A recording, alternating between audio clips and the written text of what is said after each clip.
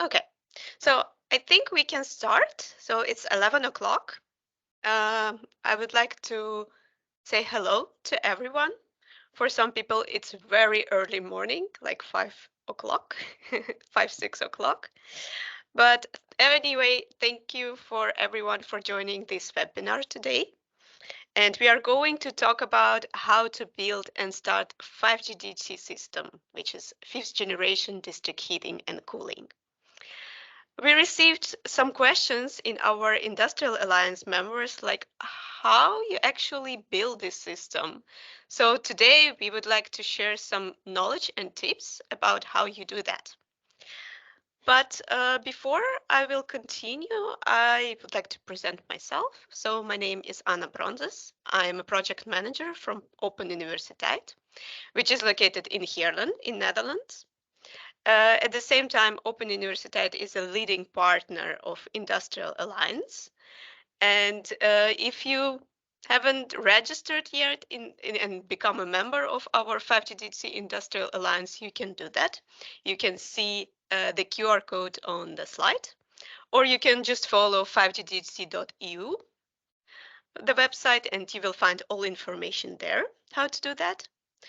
You can also follow us in LinkedIn to get any updates that we are providing of the upcoming events.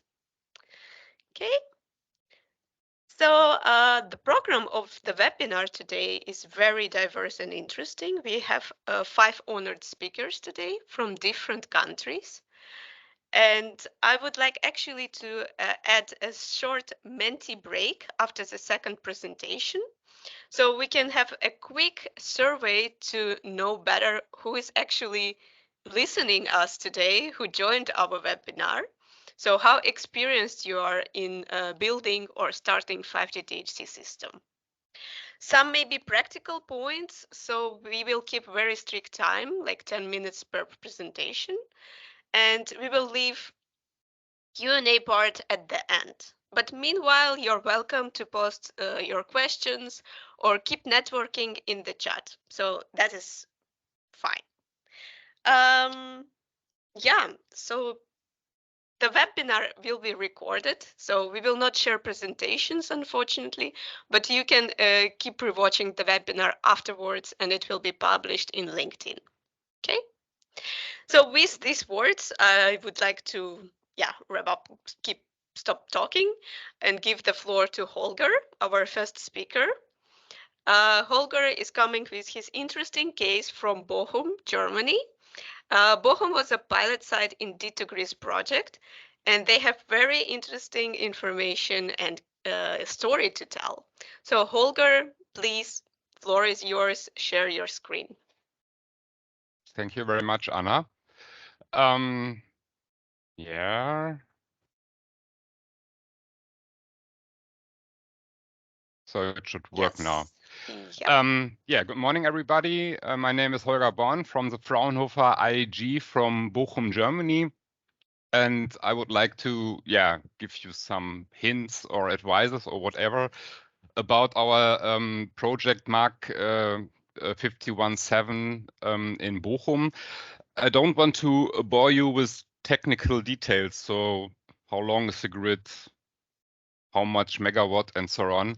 So more focus, on our, let's say, lessons learned. What are the success factors or key factors which you should keep in focus to start up a project and to get a successful project at the end.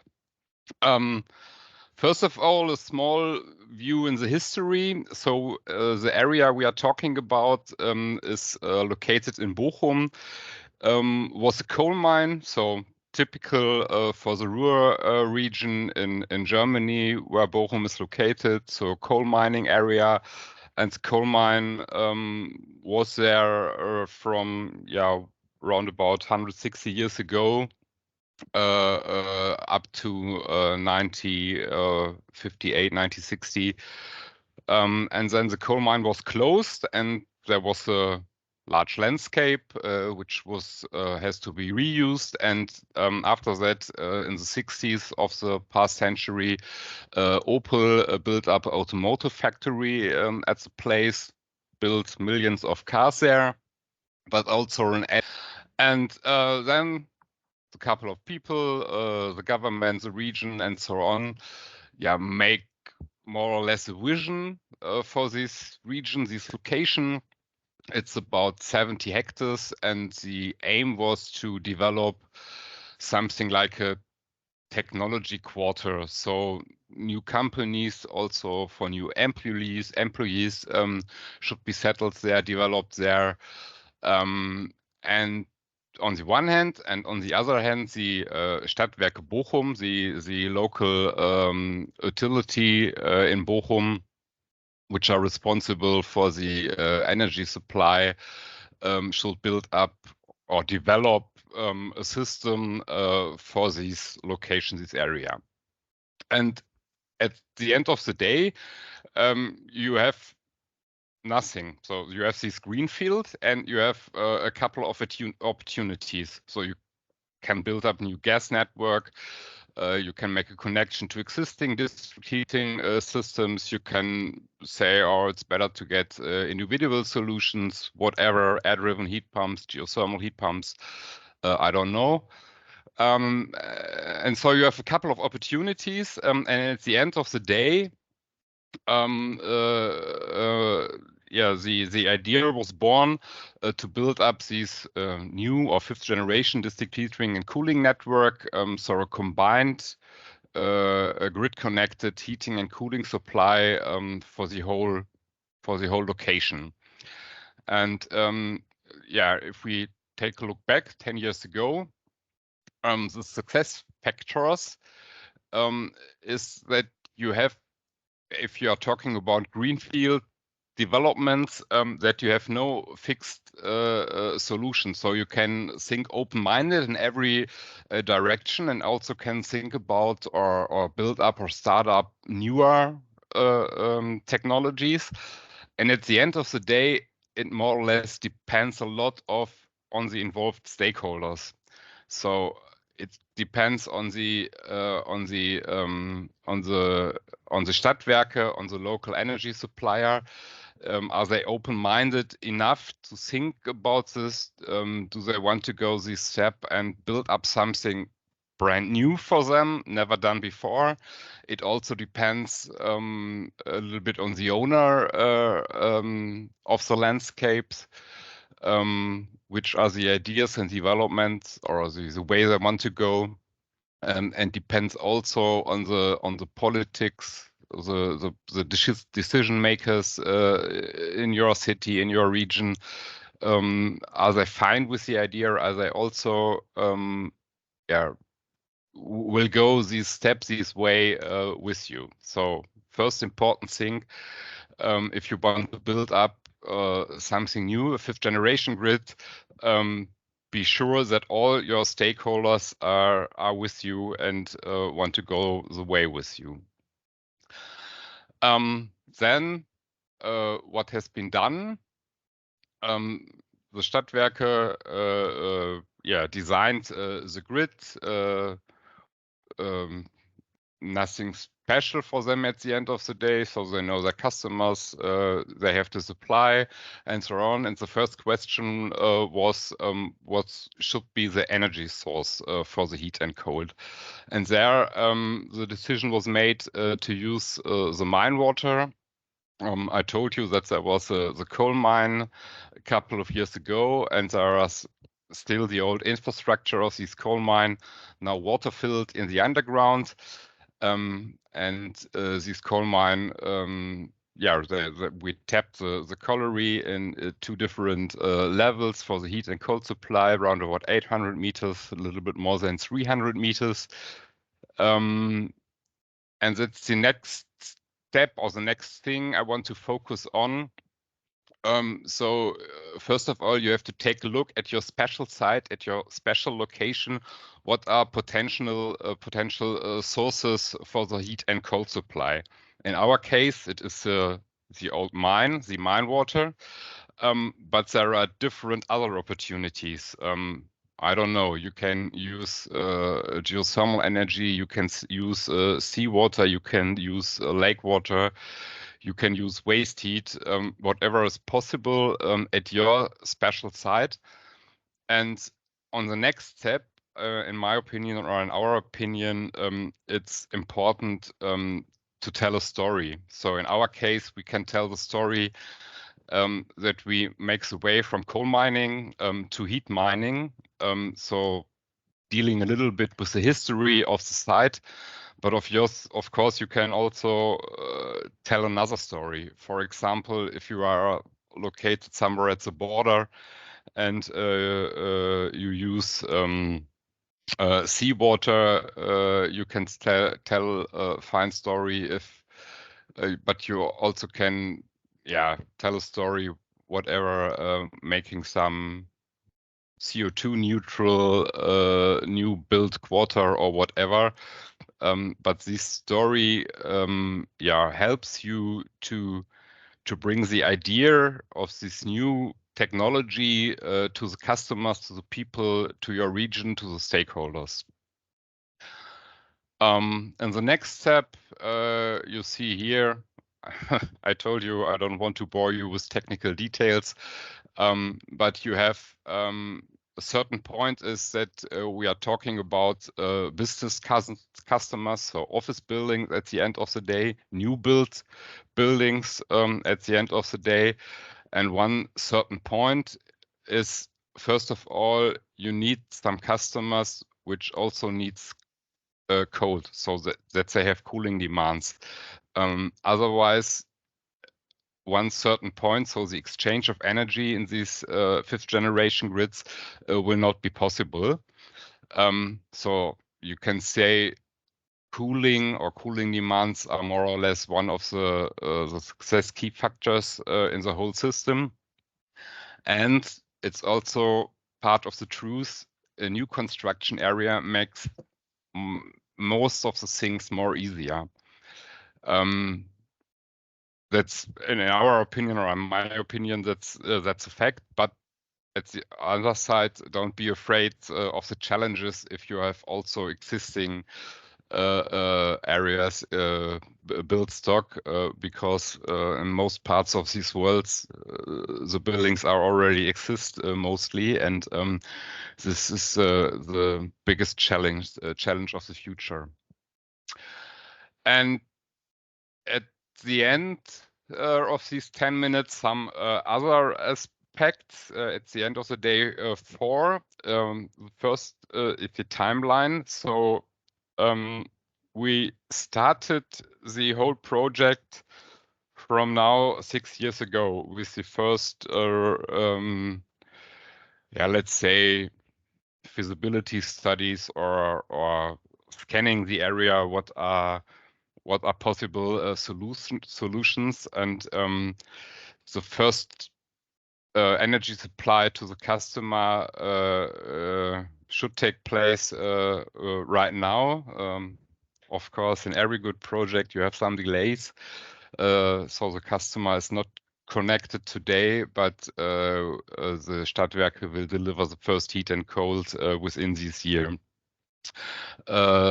Second one is peak load supply. So we have the whole system based on the mine water, but there are also some additional peak load systems. On the heating side, there's a connection to the existing, let's say, second or third generation district heating grid in Bochum. And on the cold side, there are additional cooling machines which are installed. If we talk about money, for the building up the whole system, there were two types of funding. One from the Interreg project G2 Grids, Anna told you, and on the other side there is funding from the German governance for the grid itself to build it up. And the fourth topic is that the energy supplier, so the local Stadtwerke, has to deal with a brand new technology.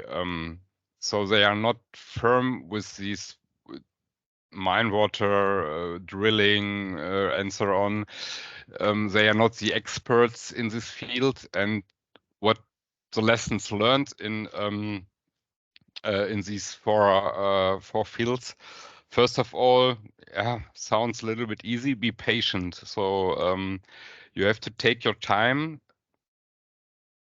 and especially in some new technologies, in our cases, the mine and extracting the mine water, you need the right permissions, depending, of course, on every regulation of your land, of your country. But it will maybe take a little bit longer than you expected. Then, in my opinion, also very important, try to find the best solution. So maybe if in the Bochum case, the system how we supply the peak load is not fifth generation on its core definition, because you have some external extra energy, maybe also not CO2 neutral till now, but in the coming years or the coming days. But if you want to build up a successful system, the most important thing is that you find the best solution for your customers, and not to find the best solution to fulfill some theoretical requirements or some theoretical pure definitions. Third one, without funding in Germany till now, it's not economical so far. That's today the truth. But on the one hand, you get this funding, so it's possible to get a surrounding that it's profitable, that it's economical for everyone, so also for the customers as well as for the runner of the systems. And if you think in the future, so on the long run, of course, hopefully, you have the installation of the system will get cheaper, more systems and so on. You lessons learned, and it will get cheaper depending on the learning effects and so on. And on the other side, it's also for Germany, and I think it's also for the other countries, part of the truth that the supply of energy will, yeah, you have to spend more money for it for every kilowatt hour. So if the whole system change in the coming years, low gas consumption and so on, you will get a better economical scenario or setting for also 5G technology.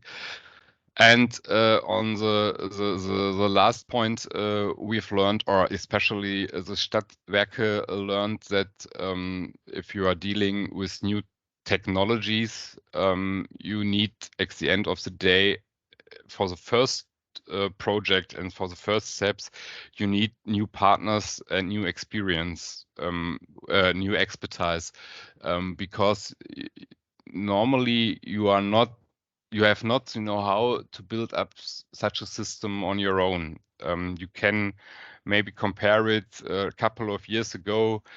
I don't know, 15 years, 20 years ago, Half minute. in Germany. Yes, we start up with windmills on the electricity sector, and it also was brand new for the suppliers. Yeah, they, at the end of the day, they get some external experts, external expertise, and learn more and more. And right now they are able to build it on their own. And I think that is also the way for 5G, that that the first projects, maybe also smaller projects, they need external expertise to to get the know-how in their own company within the coming years.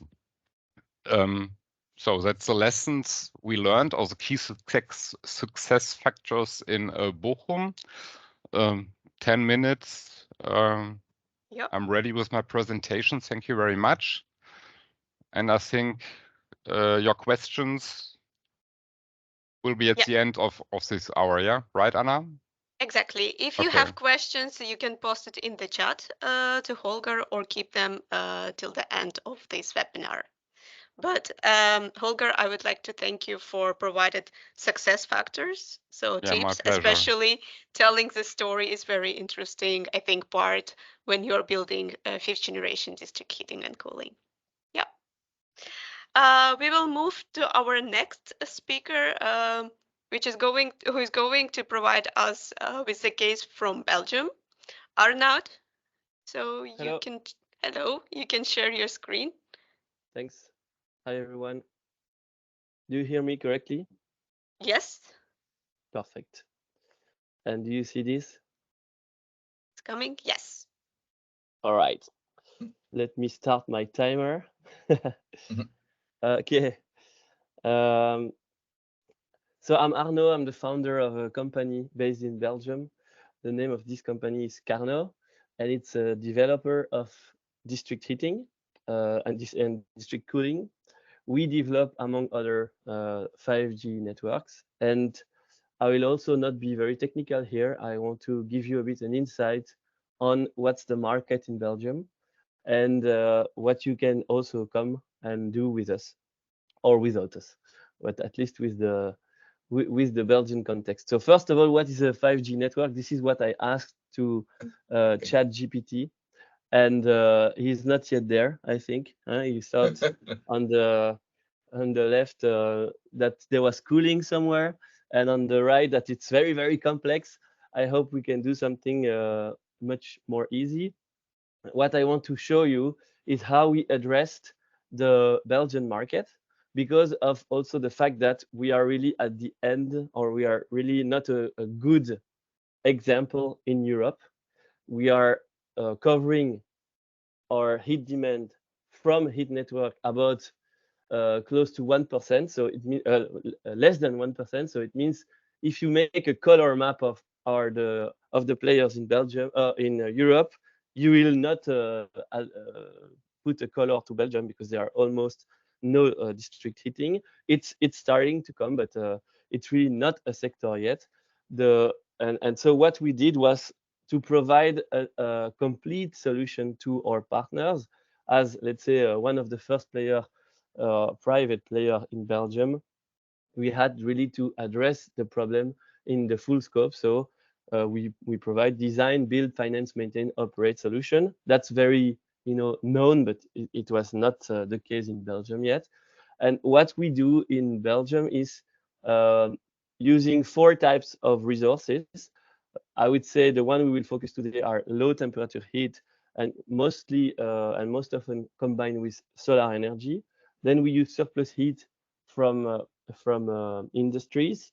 We have partnerships with biogas plants, and so we purchase the heat from biogas production plants, and some project in solid biomass, so wood.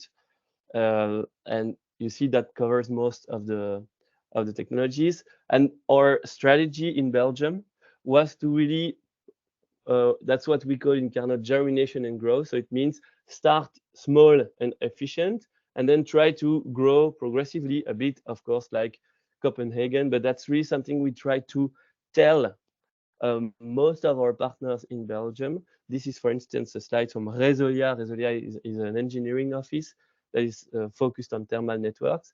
But this idea, and that's really matching what Fraunhofer Institute just said. It's make a story out of that, and it's very important in Belgium to start small and to start efficient, to make new examples, but then show that it's possible also to grow.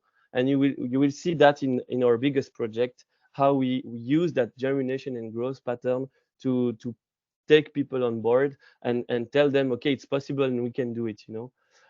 So on the um, left, you see one of our projects. It's one of the smallest one. 4 apartment building, and this is a 4G network, 5G network, sorry, using geothermal energy and solar regeneration. And so this was really one of our first projects, very small, and you will see the future one. Something I wanted to tell you was that there are also many steps, and that's we also saw in the previous talk. And in each of these steps, we are using specific tools that are helping us um, creating added value, for our partners. And this is really true in terms of new technology. We really had to see what was done in Europe and take those people to Belgium. So, for instance, Urbio is a Swiss tool, NPro is a German tool that you know very well, I believe, from Marco Wirtz. HiSopt is from Belgium in this case, but it's really linked to engineering. And Grafana, it's our operational tool. So this is something we use at the end when the district heating are live to operate them. We make dashboards and we can come back to those tools later if you want, but those are really very specific and they help us create the story at every single step of our work. Um, in terms of legal context, I think you all know this directive from Europe that then transferred to the regional laws in the 3 regions of Belgium. If you're not acquainted, it's important to note that as long as we look at thermal energy, Belgium is really divided in 3 different countries and even a fourth one, because the federal level also has influence, a very tiny one, on certain points of what you will do in the 3 regions of Belgium, Flanders, Brussels, and Wallonia. So it's a really another world in each time with other obligations, other some of those things like value added tax, for instance, are linked to the federal level, but the others are linked to the region, and that's an extra complexity. You see the different stage or state of the legislation. So you see in Wallonia there is 2 steps. So I will stop in defining what those steps are, but they are the important steps to finalize a piece of law in the regions, decree and order from the government. And you will see this in Flanders as well. We're still waiting for one of those steps in Brussels. So you see, we are really at the start of a new era where actors can come and be really recognized as energy suppliers and network operators. Those notions were not existing before. And this is a snapshot on how it goes in terms of the interaction you have and how you set up legally, one example on how you can set up legally a project. Usually in Carnot, we develop the idea, and I will show you some of them just later. And then we transfer them into projects. We do project finance in that case, and we operate them with our operation company, and then we deliver a service to the customer with a supplier company. And and you will see that also at the end. So what are the 2 big types of project you can do in Belgium? Project 1 is starting from a greenfield. So this is one of them. It's very linked to the previous talk. In Carnot, you will see the size of our project there. So it's a little bit smaller than what we saw before, and it can take time. Indeed, it can take from 2 to 10 years. So you have to be patient and you have to follow up with your clients on the construction. And what we do mostly in new build is to use low temperature heat. So you see some projects here. And so it can be geothermal energy from open or closed system. And usually we do regeneration based on solar, aerothermal energy or aquathermal energy, also geothermal energy. It means taking energy from the wastewater. So that's one possible way to start, is to address the problem with one client and help him, this developer, starting a project, and that's possible in Belgium.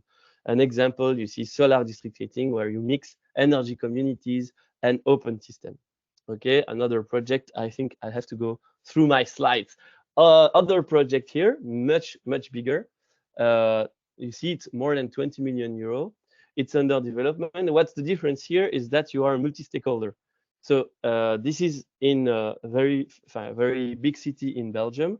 You see that you can start with mixing geothermal energy from a wastewater um, plant, and then take also the river as a backup source, and then deliver to the new build that you can then extend to the area.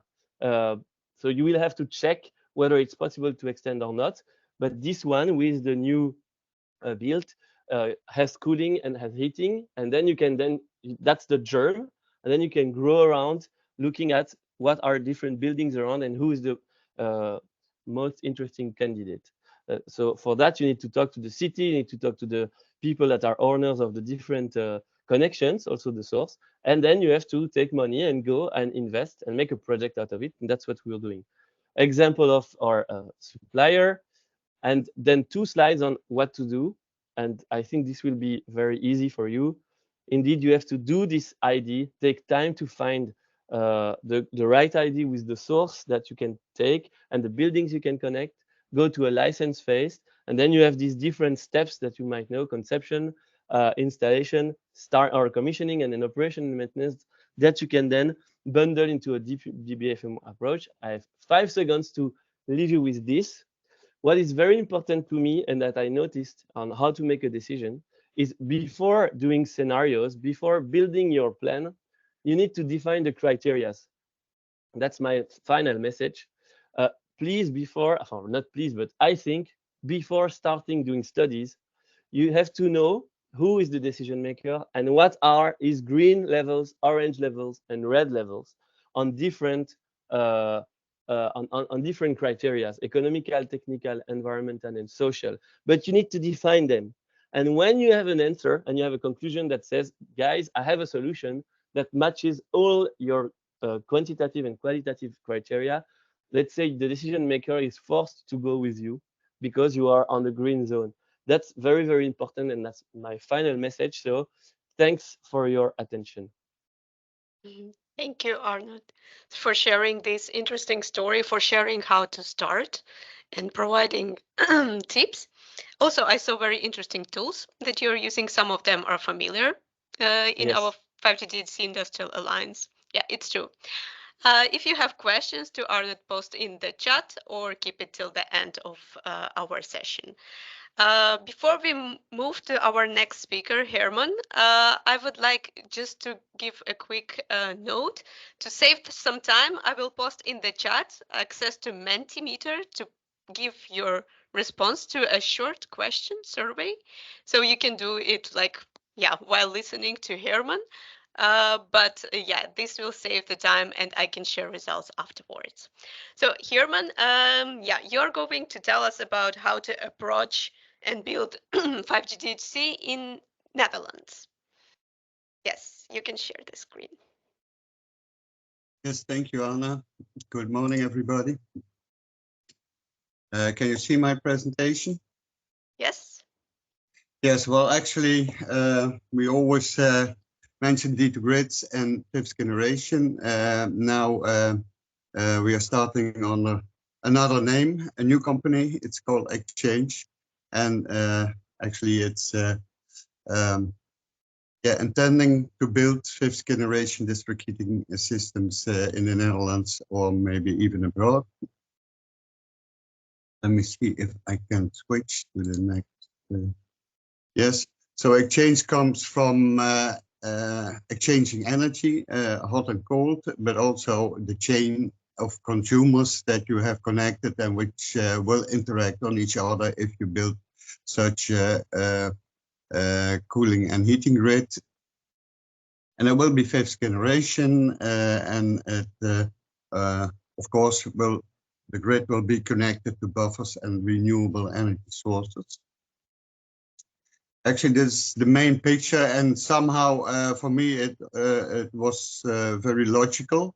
But in our practice now, consulting practice, we see that we need a lot of explanation about that. So if we are talking about fifth generation, then we might have different sources, which often are cool, like water from aquifers, or aquathermy, which would be around 10 degrees Celsius on average, and then bring it to cluster grid. If we have totally decentralized installations at those end consumers, and it could be a building, but it could be some buildings together. And then we would talk about fifth generation cluster grid, but also we can do like have what we call a sector basement active substation and network behind it, what we call sector network. But actually behind this station, that will be a third or fourth generation grid. I see that these things mix up in practice. So if we are going to design a system for some location, then we should have this very clear from the beginning.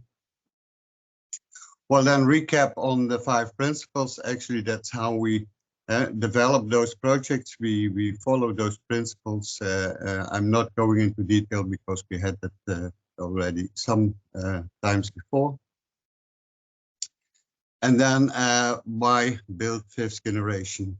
I heard Holger said that that's still not economical, but I still believe if we build this in a proper way, that it will be economical systems. And actually, if we look at the broad number of benefits, and we would validate them all, certainly would have probably the best option how we can build or deliver supply, heating and cooling in an urban area. So it's scalable, we can start small, it's adaptable, specifically because we have those end user installations decentralized. It's invisible according to other options because mostly it's under the ground. You will not have air pollution like biomass. There's really a big difference if we look at shadow cost and you don't have sound like individual heat pumps. It's low carbon, it's energy efficient. It should be really affordable, small, and now actually very important that it can avoid peaks on the power grid. That's a big problem in the Netherlands. And last but not least, we said it's cooler, but actually knowing that it will give you not only heating, but also cooling.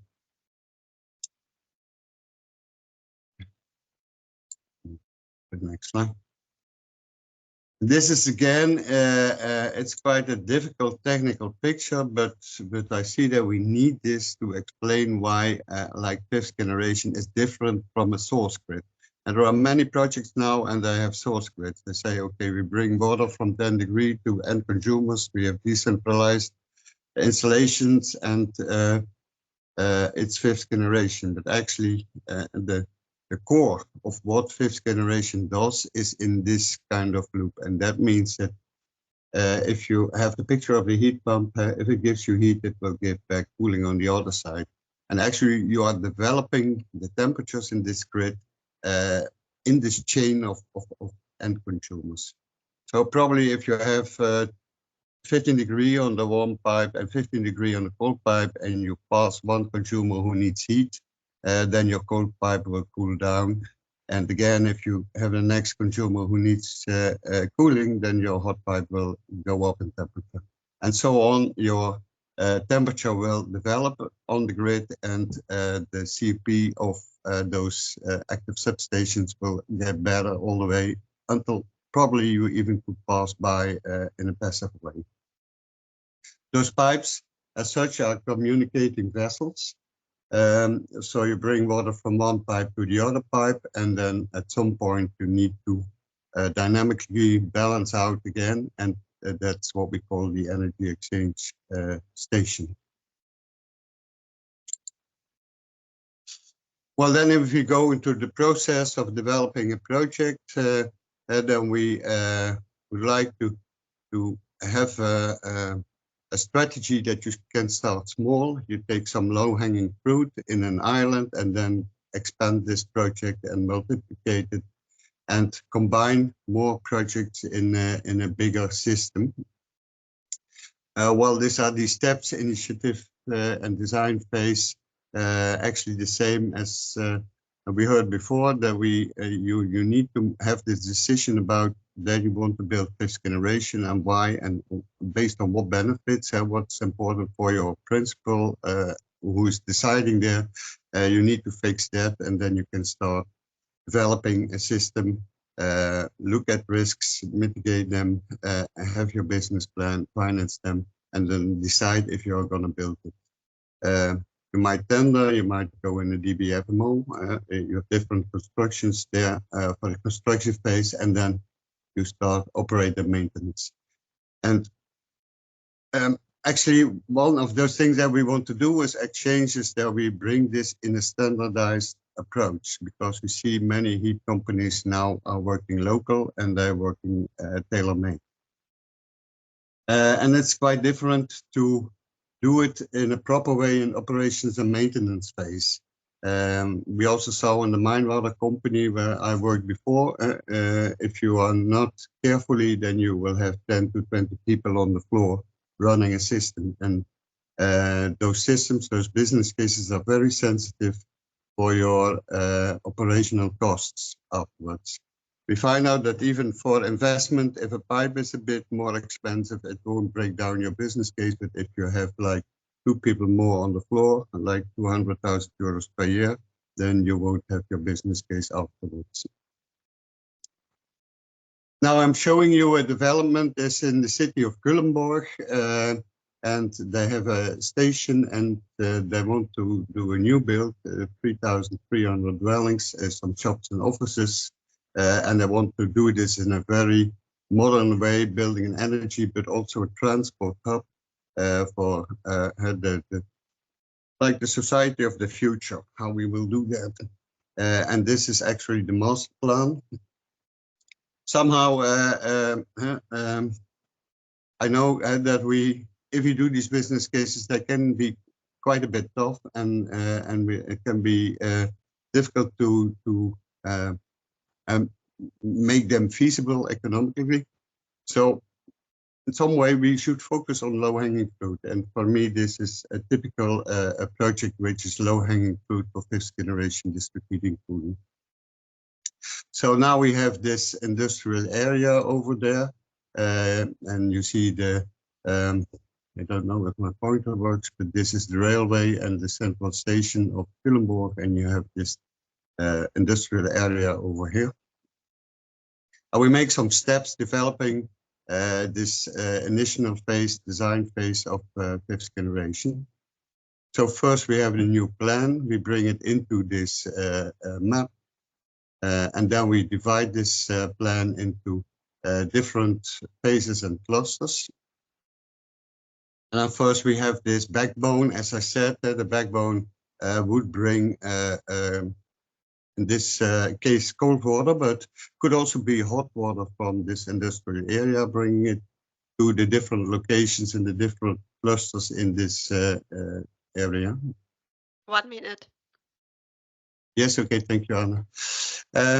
So then second step is that we design energy exchange stations for every cluster. You see the small green blocks, and then we start building cluster grids, which are separated from this backbone.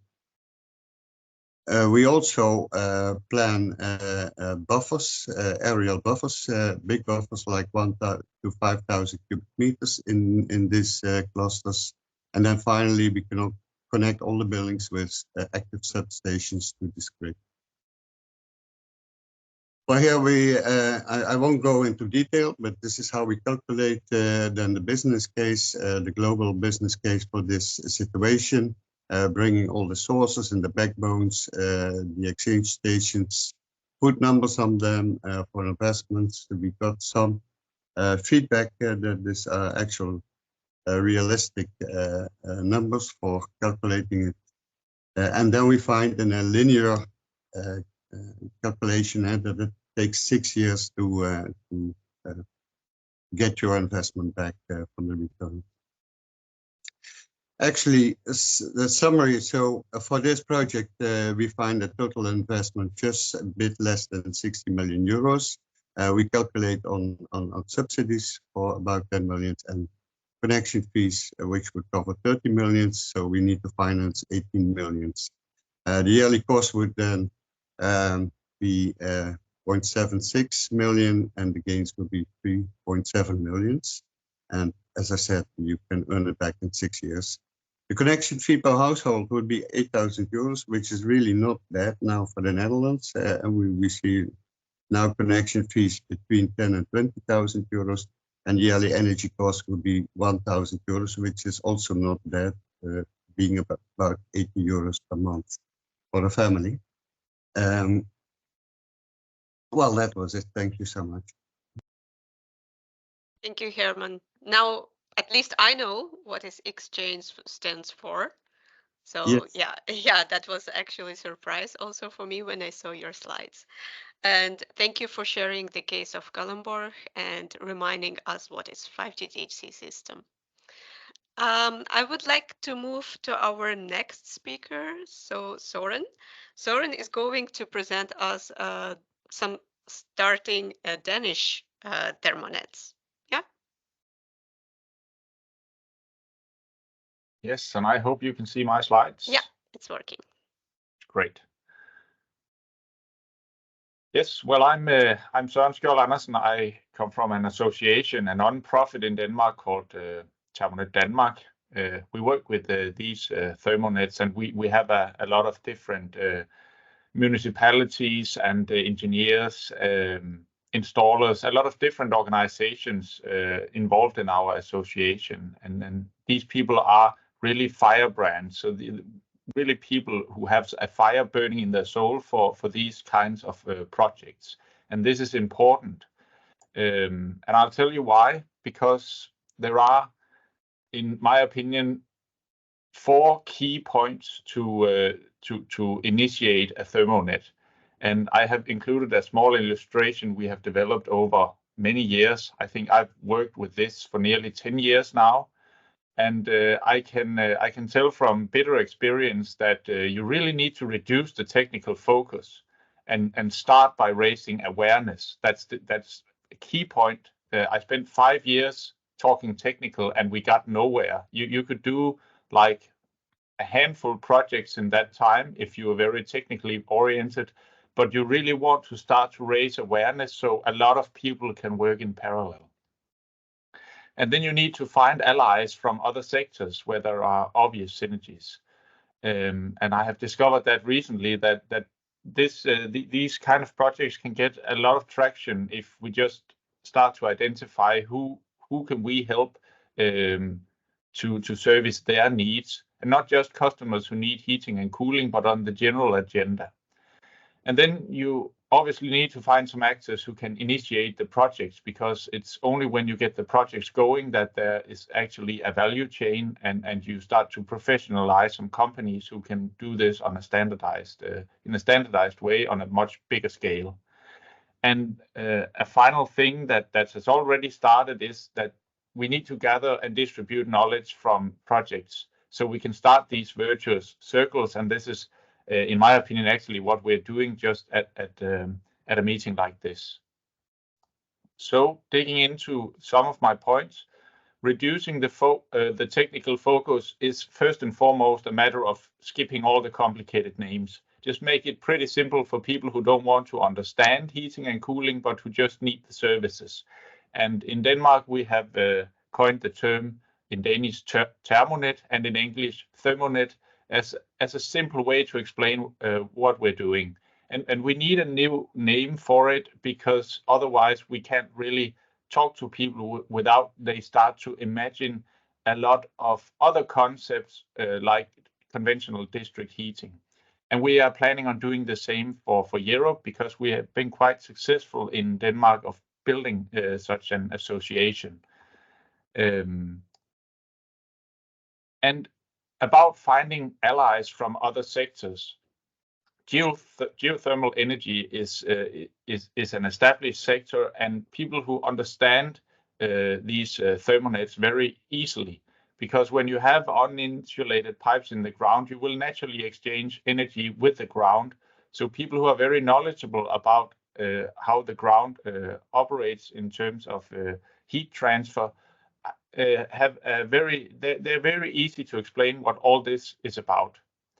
And there is a recent report from the EU on geothermal energy that is very, very supportive, and it even mentions fifth generation district heating and cooling explicitly and urges the member states to start recognizing the potential in shallow geothermal and networked heat pumps.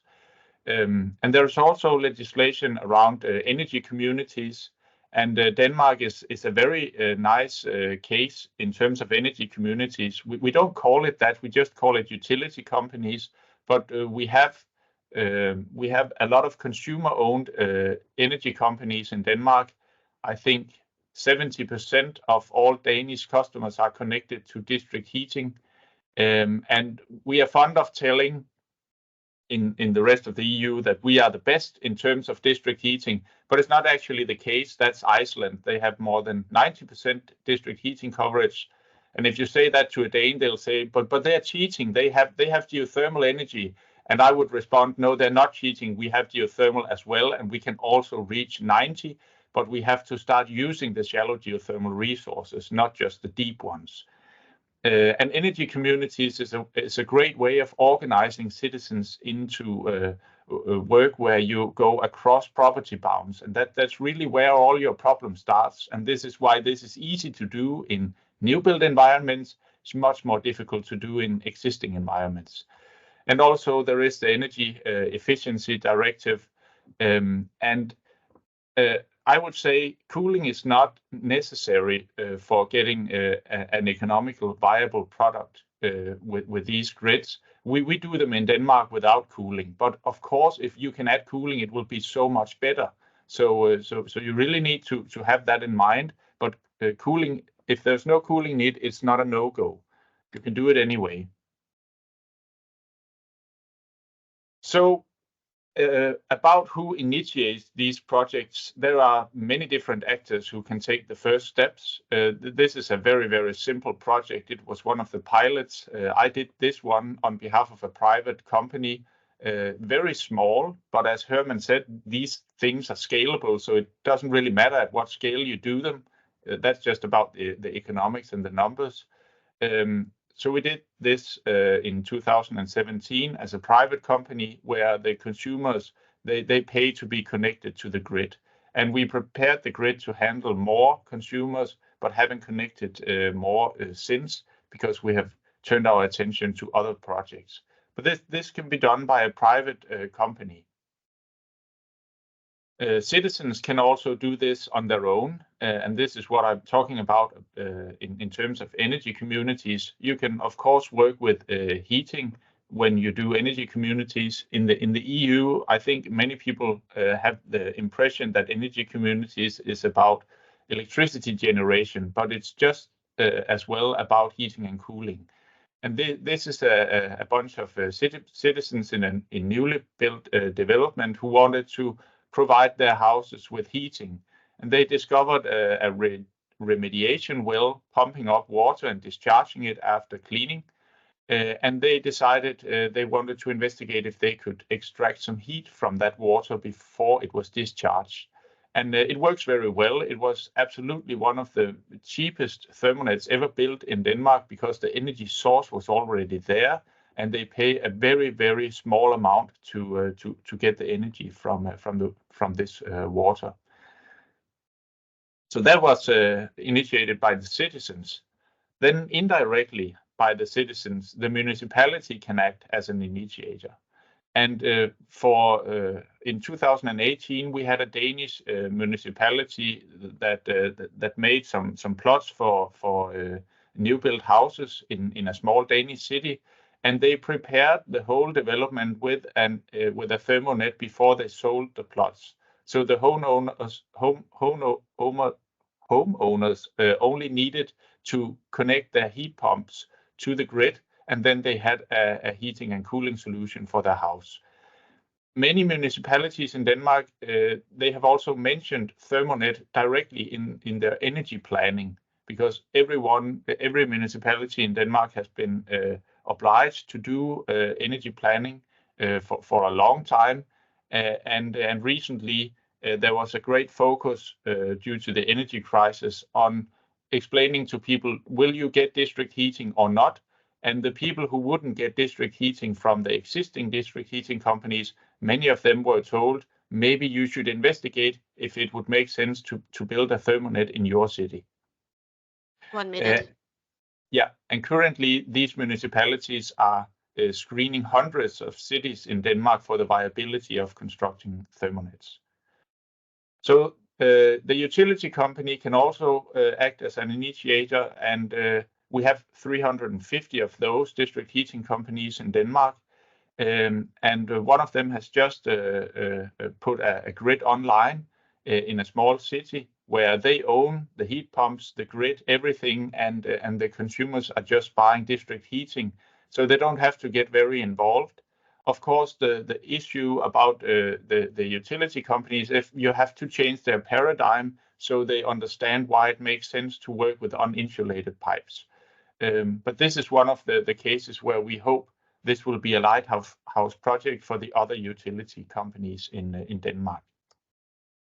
And then in the end, gather and distribute knowledge. It's sad to see that the oldest grid is from 1979, at least the one I know of, and that there hasn't been more communication about that grid.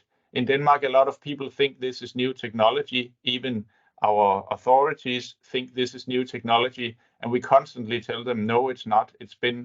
There have been commissioned projects for many years. So we do it in Denmark, collect and distribute knowledge. Thermonet Europe will do the same for Europe eventually. And other organizations like the Industrial Alliance are building databases of case stories. And please support these efforts because it's so important to get the stakeholders to know that this is not new and this is a great opportunity. That was all from me.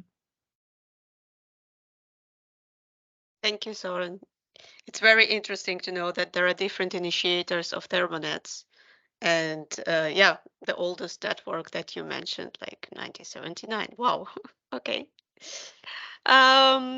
We are running a couple of minutes short, but I would like to encourage all participants to stay because we have really like cherry on the top of our pie. We have presenter from Canada, Robert. So he's going to share a little bit different system that they are building across in Europe, and we're a little slow adopters because energy here has been pretty cheap comparative to Europe and also our sustainability.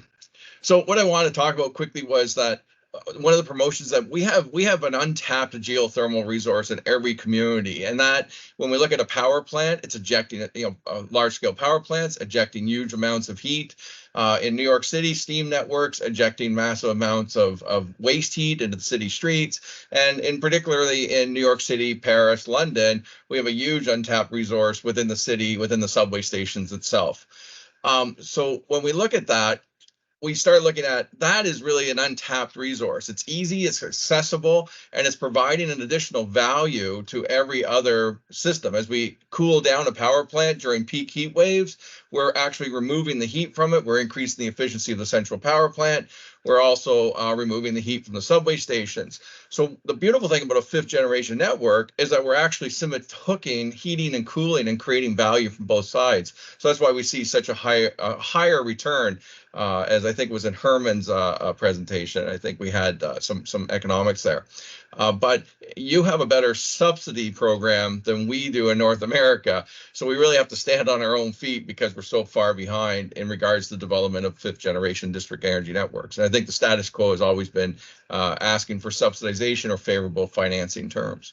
So when we look at the amount of untapped waste geothermal resource or waste heat, you can see that literally on the low end side, we're ejecting just as much, we're ejecting more heat than actually our energy services are providing, which the energy services are really that is carrying the full load of all this infrastructure. So if we're able to literally double the amount of energy by cooling, now we have created an extra value within the system. So what we do is when we collect all this all this heat. What are we going to do with it? Well, we bring it, and as we said, we just bring it to industry that require the extra heat.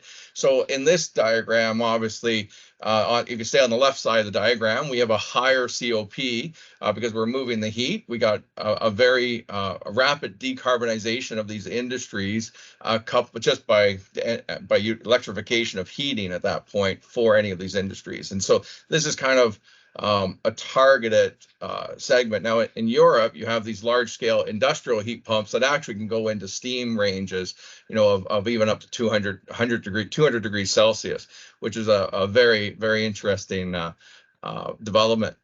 We can talk about fifth generation. Herman's done an amazing job of describing all the benefits of fifth generation district heating and cooling. So this is just a high level diagram, which is showing it, and you can always review back to it. I'm actually going to go a little bit quicker because of the time, and we'll just so.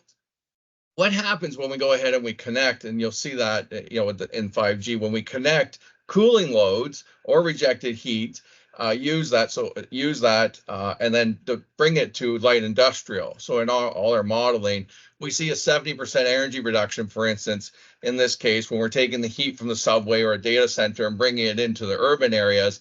But then what happens is that's during the winter. During the summer, when we're rejecting all the heat from the urban center and we're providing high efficiency cooling, instead of ejecting all that heat, causing increasing the urban heat island effect, reduction of water usage, we're now able to collect all that heat, provide high efficiency, take the load off of the grid for cooling because it's such a high efficient cooling.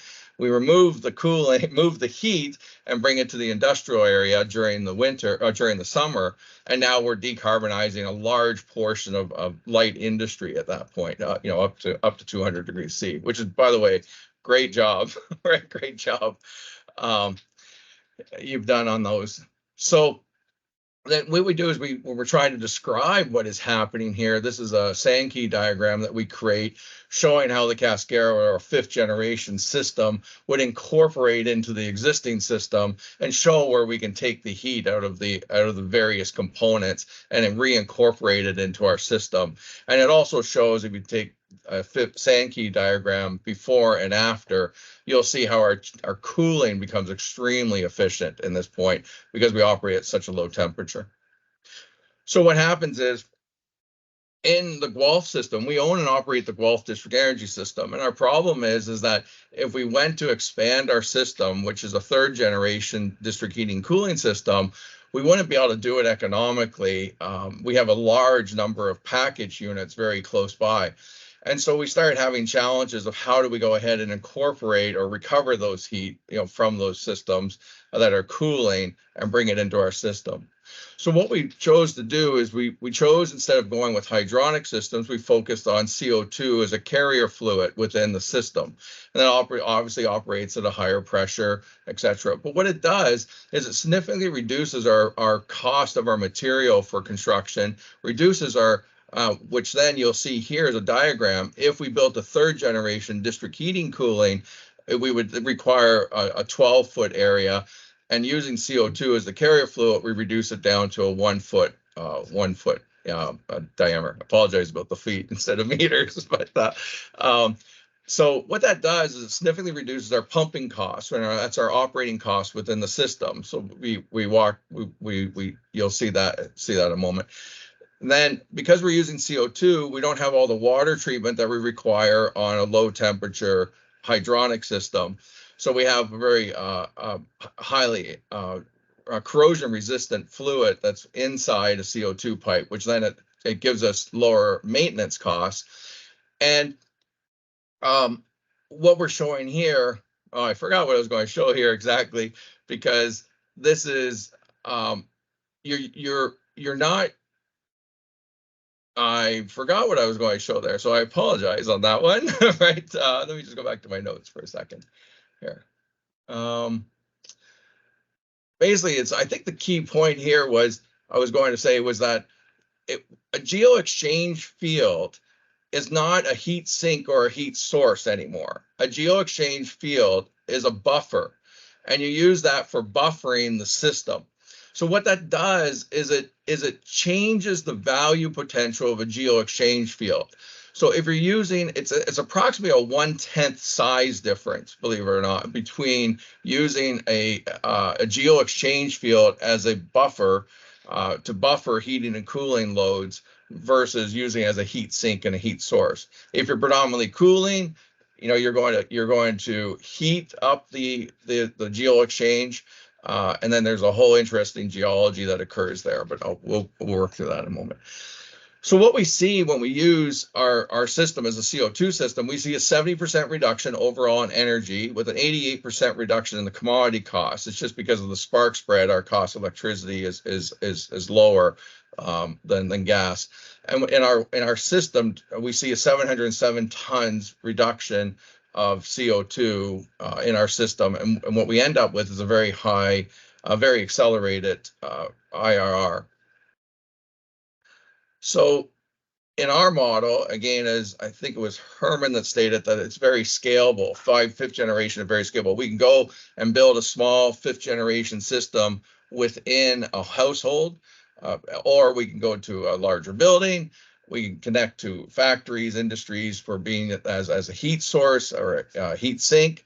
And then we can go ahead and build larger systems. So in our business plan, our development process, we focus on retrofit market with industrial ties, because now we can tie a data center to a food processor. And by doing that, you'll see on a 100 megawatt system, we're looking at about approximately reduction of $46 million in operating costs between the two customers over the course of a year. We significantly increase the efficiency of those two customers. And what that does then is allows us to build out to a larger district energy market. You can see that essentially we build it like a supermarket, a large commercial center. We have our anchor tenants within the community, and then infill as we grow or as we become more aware. So I went through that pretty quick. I was trying to cover the timing, making sure we can make up some time here. Definitely open for questions and everything. And I'm sure I opened a few questions there. Thank you. Thank you very much. Thank you, Robert, for sharing this. Yeah, it's an interesting case of using different source, not as a water carrier, but CO2 as a carrier. Yeah. So I believe, yeah, you will get questions from our audience. Yeah, this was the last a minute for our presentations. So if we still have a couple of minutes, so I can open up the time for questions. For this, I will unmute all participants. So I will allow mix. So if you have questions, you can speak up. Meanwhile, I see also in the chat, there were several questions, but also interactions, how to network and exchange already some information and contacts. So yeah, that's great. Because we switch back and forth, a seasonal switch over. We still are permanent for that. I'm not sure. I don't think you're permanent for that in Europe, and I'm not sure of your building code. But if you're a developer and you really want to provide a higher end building, you're going to put a single loop in, or like a loop in, and you're going to connect a bunch of heat pumps to it. So you essentially end up with a small scale 5th generation district energy system inside the building. And I think that it gives better heating and cooling to the individual units, which are really individual buildings at that, on a larger scale. So I think, but again, the developers don't do that because of the cost at this point. They'd rather just put air handling units into each suite and do a seasonal switchover and only put 2 pipes in. And unfortunately, that is still permitted in North America. So I think it's a image of what the bigger problem is. I mean, you have customers who are buying $1 million homes that still do not have simultaneous heating and cooling capability inside different rooms. I mean, it's kind of sad, really, at the end of the day. But yeah. Arnold? Yeah, just to go on this. Sorry, I have really 1 minute left, and then I have to leave. But I think it's indeed a question of the willingness of the developer to do something. So it's definitely possible to make more efficient systems. It depends on how much you push for that. And if your market is ready for it, for this, that means you find the partners around that can guide through you through the innovations. So it's really contractual at the end. I have many projects where we are building 4G instead of 5G, just because the also the topology of the system is not really proper for a loop. That's one thing. And the second point is that contractually, it's not feasible to do a decentralized system. And this will change progressively with time, but a contract and the legal framework and the partners, so like the ecosystem in which you are is determinant in the technology choice you make. So it's not only based on your willingness, it's also how much time you spend telling people that it's a good solution, that they can implement it, that you need many contract layers, and it's a burden, to be clear. So you need someone that takes charge of all of that. And when you list all the barrier you have to lift to make a 5G system, it's really a willingness from the developer or the one that is building the system that matters. So it's not only technology, it's not only like that it's more efficient or that there is more capital. Actually, you have a solution for all the problems.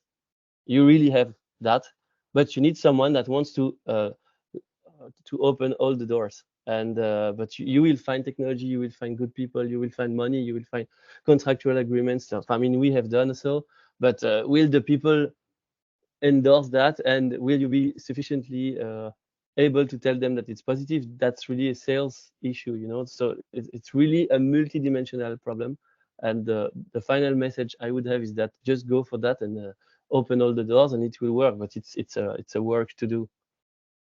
So yeah. Thank you. Thanks a On lot this for the attention. on this final your message, I would like also to close this webinar because we can continue this interesting topic like unlimited. But I would like to thank all our speakers for all interesting cases and tips provided. I think for some participants it was valuable, and I see someone also find connections here. Um, I would like to thank also all participants joining our webinar today. And just to remind, the webinar is recorded and I will post the recording afterwards in LinkedIn. So thank you, everyone.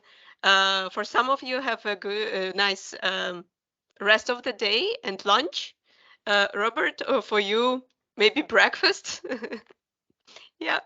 And I hope to see you all in our next sessions. Okay. Thank Thank you. Thank you. Thank Bye-bye. you. Thank you very much.